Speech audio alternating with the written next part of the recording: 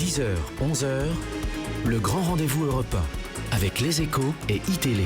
Nicolas Barré, Myriam Ankawa, Jean-Pierre Elkabbach. Vous qui avez travaillé si longtemps à côté de François Mitterrand, il n'a pas besoin de primaires, lui.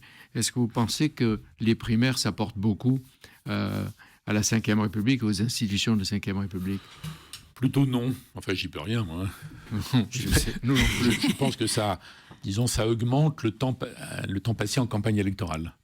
Et comme on a eu déjà le raccourcissement du mandat présidentiel, qu'on est un peu en campagne tout le temps, que les sondages ont proliféré, plus les réseaux sociaux, plus tout le reste que vous connaissez, le temps pendant lequel des dirigeants peuvent prendre des vraies décisions, travailler vraiment, être vraiment président, le gouvernement, etc., se réduit de plus en plus. Et un Premier ministre, globalement, je trouve ça pas heureux. Un Premier ministre en compétition avec le président de la République sous la Ve, est-ce que vous avez déjà vu ça? Non, je suis comme vous. Qu'est-ce que vous en pensez? Rien, on verra.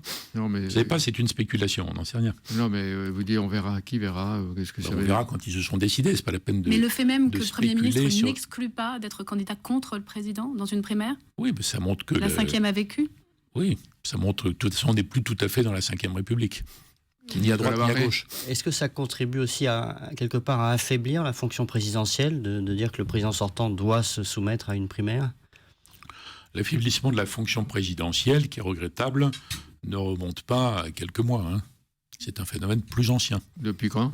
Ça a commencé avec le quinquennat, précisément. Avec ce quinquennat. Et vous avez pratiqué toutes les formes de la Ve République, même la cohabitation. 3 fois. Est-ce que les défendre des institutions, c'est pousser le président de la République à participer à de telles aventures que sont les primaires?